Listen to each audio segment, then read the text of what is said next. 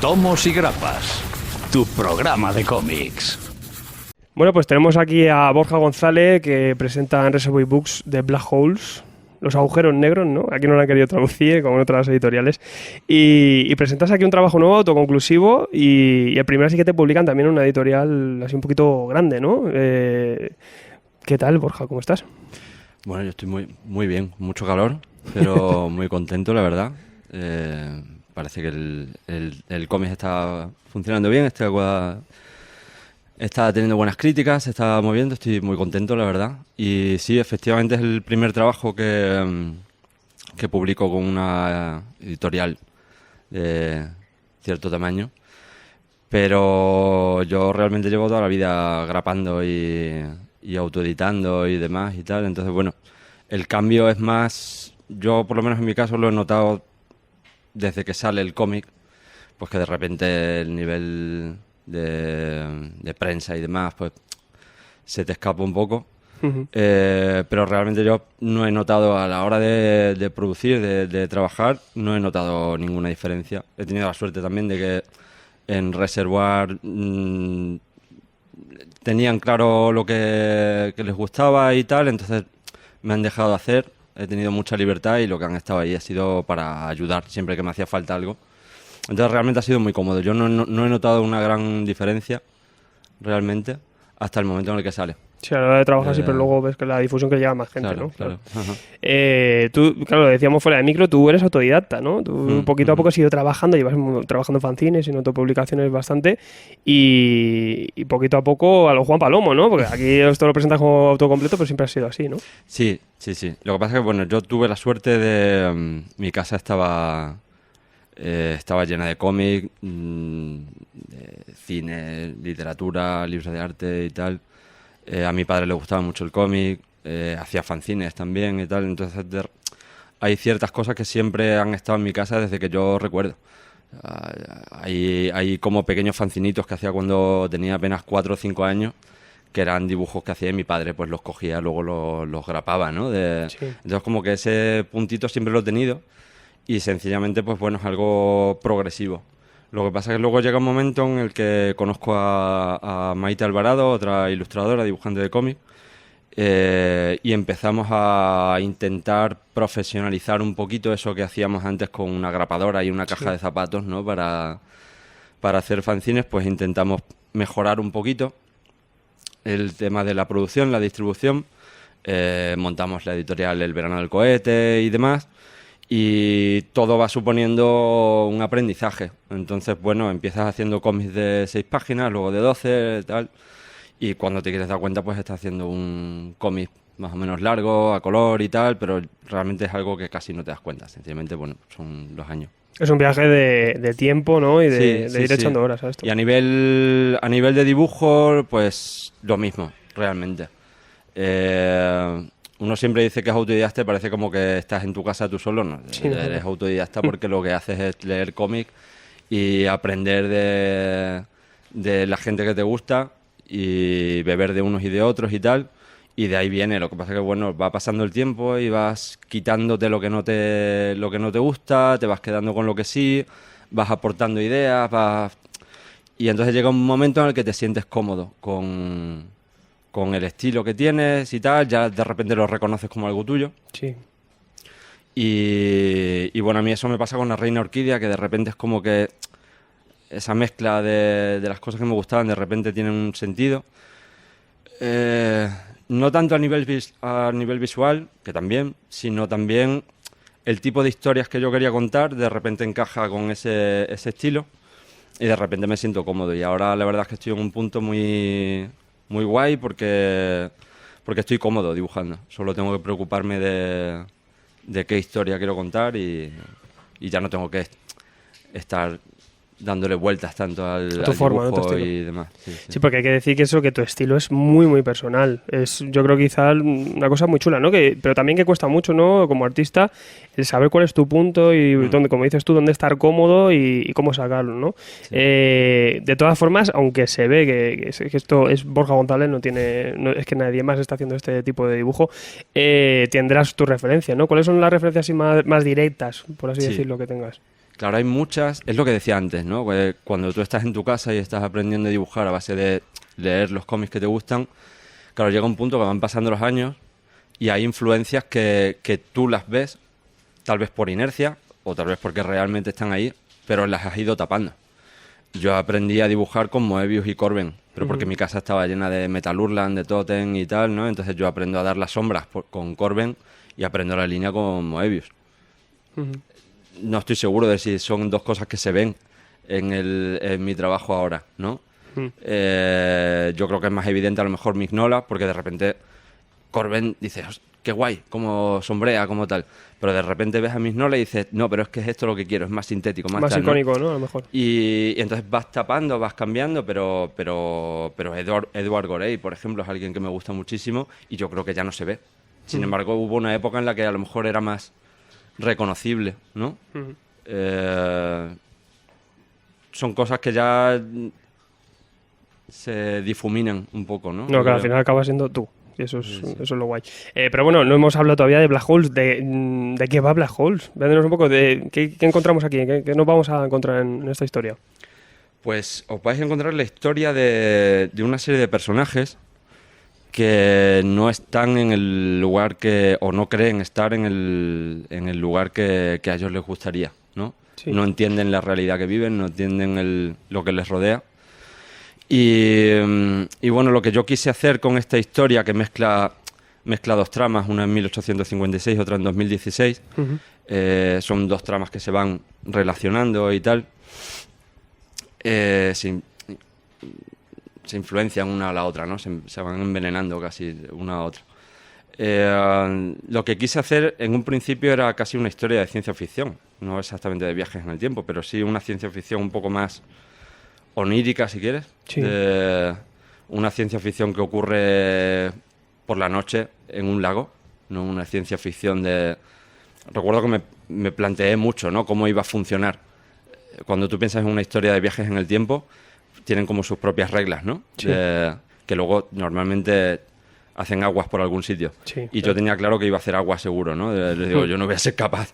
Pero realmente no quería eso. O sea, yo quería que esa especie de viaje en el tiempo, ese punto de ciencia ficción, no fuera algo que tú pudieras medir ni que tú pudieras decir, no, vale, ha ocurrido esto. Es más poético. Es algo que ocurre en la mente de los personajes. Es un estado mental o un estado sentimental, si quieres, ¿no? Entonces, bueno, sí, hay trazas de ciencia ficción, pero realmente yo creo que no es tanto la historia porque no ocurren tantas cosas, ¿no? Sencillamente es como una especie de representación del estado mental de dos personajes en dos épocas distintas, ¿no? Cómo se sienten y una cierta influencia de una con otra. Sí, aparte de ese paralelismo, ¿no? Un poco también pues son personajes femeninos, adolescentes, ¿no? Que comparten ciertas cosas, aunque luego están en dos realidades muy distintas, pero sí que guarda también ese paralelismo, ¿no? Esa rebeldía o esa inquietud. Sí.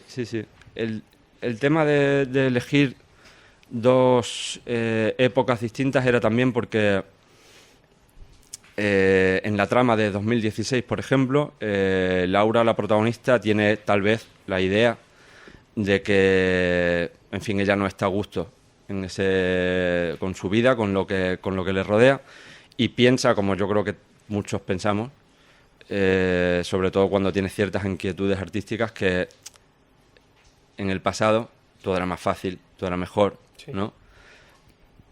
Yo no tengo ni idea de si eso era así. No he vivido en 1856, pero ella tiene esa sensación, ¿no? Entonces, de ahí viene un poco la cadena, ¿no? Al mismo tiempo, Teresa, en 1856, no le gusta la realidad en la que vive y quiere acelerar el tiempo, quiere vivir en el futuro, porque piensa que tal vez más adelante la sociedad sea más libre, ella no tenga que identificarse por las cosas que sabe hacer, si sabe escribir poesía, si sabe tocar el piano, sino que sencillamente puede hacer lo que le dé la gana, ¿no? Está buscando otra cosa. Y ahí es donde ambas historias colisionan. Y ahí es donde viene esa pequeña conexión entre estas dos épocas. Sí, aparte que es lo que dices tú, es fantasía con ciencia ficción, pero muy poética, ¿no? Juegas con muchos recursos, ¿no? Para estar siempre interconectando estas historias y todo, pero de una forma, pues eso, muy, muy poética, ¿no? Que lo tienes que interpretar tú también. ¿Qué recursos son los que más utilizas aquí o cómo has ido buscando tú esto? Bueno, ocurre que yo improviso mucho, tal vez demasiado.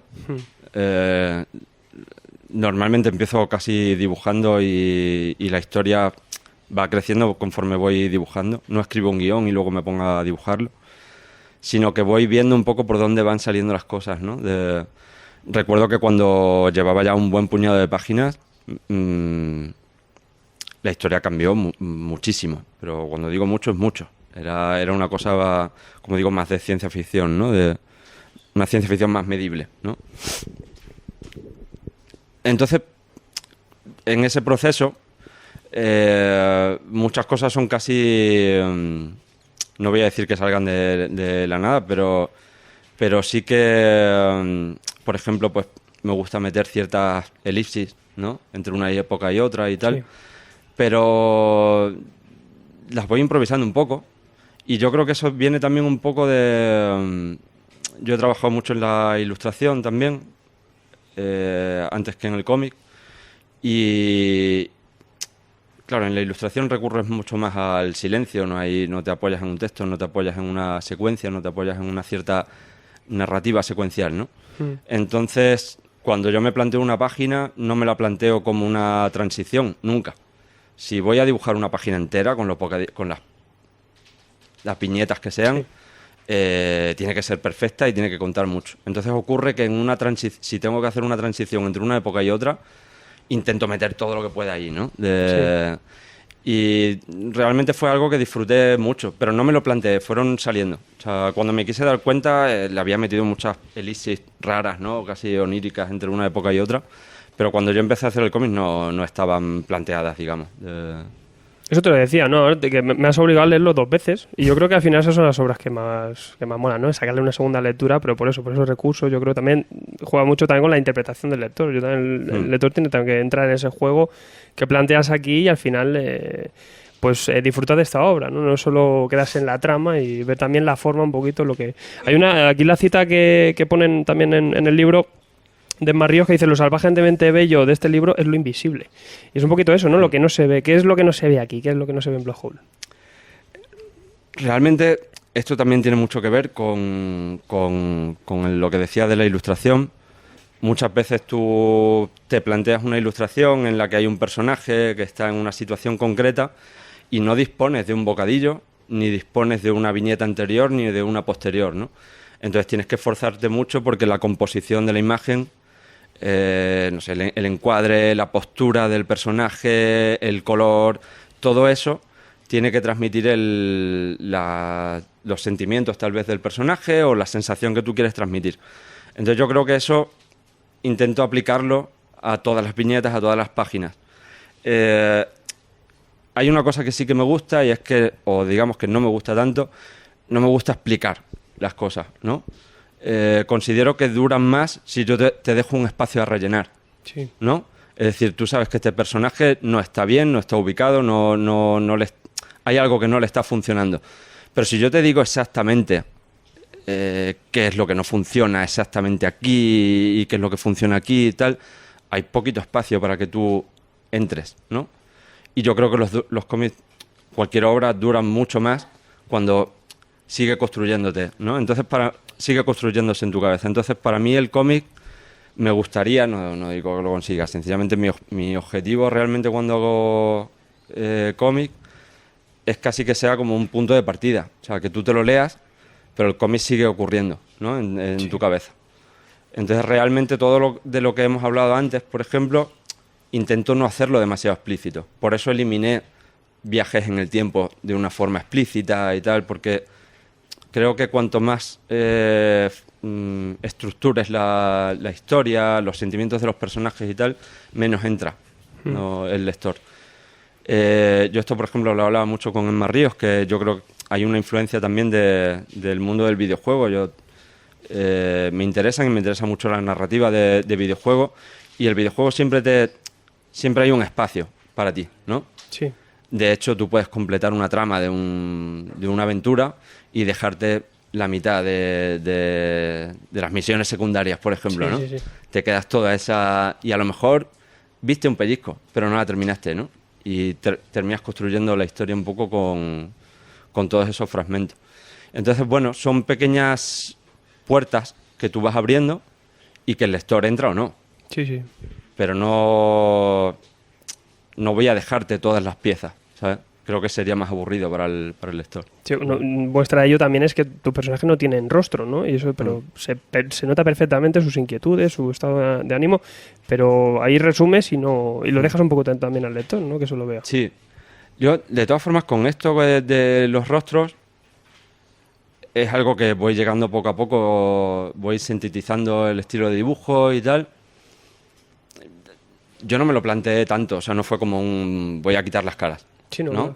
Sino que sencillamente llega un momento en el que viene por otros motivos, ¿no? Como decía antes, pues intentas transmitir con el escenario, con los colores, con la composición, el tamaño de los personajes con el fondo, ¿no? La relación del personaje con el escenario. Elijo una narrativa visual en la que los personajes son muy pequeñitos y el escenario casi los define más que ellos mismos. Entonces, cuando te quieres dar cuenta, estás dibujando personajes pequeñitos que no solo no tienen cara, tampoco tienen manos ni tienen pies, pero eso por alguna razón nos llama tanto la atención, ¿no? Pero no es algo que yo me plantee, oye, voy a quitarle las caras, ¿no? Sencillamente no me hacían falta, realmente. Claro, jugar más con todos esos elementos, ¿no? Yo creo. También aquí Dan lo dice el maestro Rubín, ¿no? Alucina con el color. Y yo creo que también es otra de los grandes elementos, ¿no? Que también juega bastante. Pero también simplificas, ¿no? Y te quedas con una paletita muy concreta, pero luego también hay momentos en los que juegas diferente. ¿Qué quieres transmitir con el color en Black Hole? Yo tardé en utilizar el color. Yo trabajo en plumilla, con tintas chinas, ¿vale? Sí. Y yo, bueno, siempre... Mi trabajo siempre era en blanco y negro, mucha trama, mucho detalle y tal. Entonces voy sintetizando. Y llega un momento en el que decido añadir color. Entonces, ese pequeño paso, cuando le metes color, es como... Ey, con relax, ¿no? Sí. Primero voy a ponerle 1, luego voy a ponerle 2... tal vez porque piensas que vas a estropear el dibujo, ¿no? Cuando estás acostumbrado a trabajar en blanco y negro. Entonces, de repente, cuando yo le voy metiendo color, voy eliminando detalles del dibujo. Sí. Elimino tramas, el dibujo se va sintetizando y tal. Y entonces el color va cobrando un protagonismo y una importancia. Y entonces volvemos a lo de antes. Para mí, cualquier elemento que esté en la página tiene que estar contándote algo. Si no, sobra. O sea, sí. Te está haciendo perder el tiempo a ti y a mí. Entonces, intento que el color transmita también las sensaciones, no necesariamente de los personajes, sino lo que yo te quiero transmitir con esa página, claro, ¿no? Entonces, por ejemplo, la trama de 2016 tiene un verde que a mí me recordaba casi a la Game Boy, sí. a estas pantallas de fósforo verde, verde, negro, ¿no? Sí. De este verde y negro raro, que no piensas en ese color cuando piensas en 2016, sino tal vez en los 90 o incluso antes, claro, ¿no? Pero claro, es ese bucle temporal en el que viven ellas. Es decir, viven casi en un mundo ficticio, ¿no? Como rodeadas de ficción, el mundo en el que viven no es real. Entonces, sencillamente elegí una paleta de colores que casi rozaba el gris, pero tenía un tonillo verde que me recordaba a estas imágenes, casi como las estuvieras viendo en una tele, ¿no? Sin embargo, la parte de la trama de 1856 quería contrastarla y meterle unos colores mucho más expresivos y tal, y jugar un poco.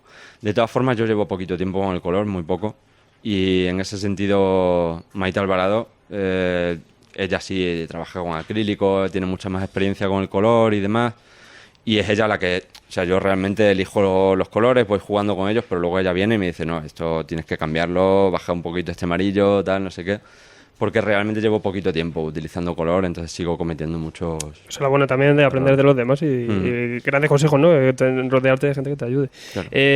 Bueno, y también tenemos esto, maravilloso, ejercicio conclusivo, pero fruto de los proyectos, más cositas que te vayas a meter o algo en lo que estés trabajando ya, que se pueda contar, que no.